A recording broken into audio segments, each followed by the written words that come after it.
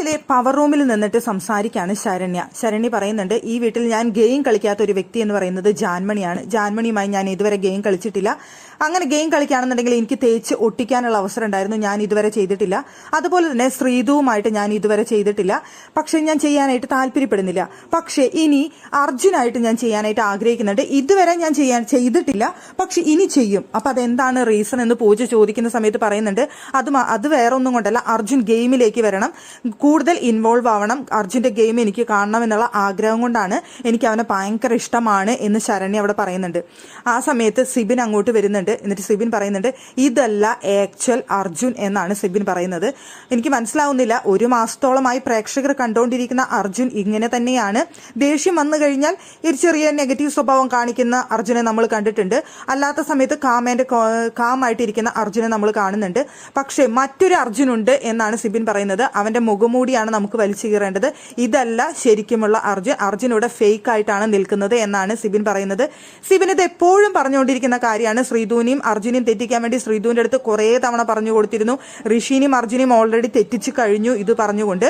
അപ്പോൾ അവിടെ വെച്ചിട്ട് ജാൻമണി പറയുന്നുണ്ട്, എനിക്ക് അർജുനെ വർഷങ്ങളായിട്ട് അറിയാം, ഇതല്ല അർജുൻ അങ്ങനെയല്ല, അവൻ ഇതല്ല അർജുൻ എന്ന് ജാൻമണിയും പറയുന്നുണ്ട്. അപ്പോൾ ശരണി പറയുന്നുണ്ട്, എന്നോട് പറഞ്ഞിട്ടുണ്ട്, ജാൻമണി ചേച്ചി പറഞ്ഞിട്ടുണ്ട്, അർജുനെ കുറിച്ച് അറിയാം, അർജുനെ കുറിച്ച് കുറച്ച് കാര്യങ്ങൾ പറഞ്ഞിട്ടുണ്ട് എന്ന് പറയുന്നത് ഇവരുടെ എല്ലാവരുടെയും അഭിപ്രായത്തിൽ അർജുൻ ഭയങ്കര മോശപ്പെട്ട ക്യാരക്ടറുള്ള ഒരു വ്യക്തിയാണ് എന്നാണ് സിബിനും ജാൻമണിയും പറഞ്ഞു വെക്കുന്നത്.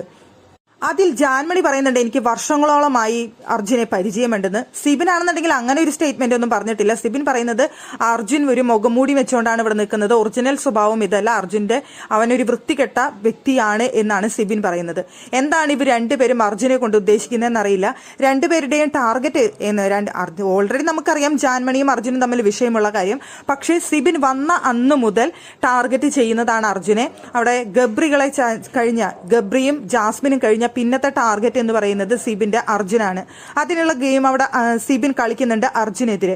പക്ഷെ അതിൽ ശ്രീധു വീണിട്ടില്ല ഇതുവരെ, ഋഷി മാത്രമേ വീണിട്ടുള്ളൂ അർജുനെതിരെ തിരിക്കാനായിട്ട്. ഇപ്പൊ ശരണ്യരുടെ ഉള്ളിലും ആ വിഷവിത്ത് ഓൾറെഡി ജാൻമണി ഇട്ട് കഴിഞ്ഞതും ഇപ്പൊ സിബിനും ഇട്ടുകൊണ്ടിരിക്കുകയാണ്. എന്താണ് ഇവർ അർജുനിൽ കാണുന്ന വ്യത്യസ്ത സ്വഭാവം എന്ന് പ്രേക്ഷകർക്കും അറിയാനായിട്ട് ഇപ്പൊ ആഗ്രഹം തോന്നാണ്. ഇവർ ഇത്രയൊക്കെ പറയുന്നുണ്ടെങ്കിൽ അർജുൻ എന്താണ് എന്ന് പ്രേക്ഷകർക്കും അറിയണമല്ലോ. 40 ദിവസമായി നമ്മൾ കാണുന്ന അർജുൻ അല്ല, വേറൊരു അർജുൻ ഉണ്ടോ എന്ന് പ്രേക്ഷകർക്കും അറിയാൻ ആഗ്രഹമുണ്ട്.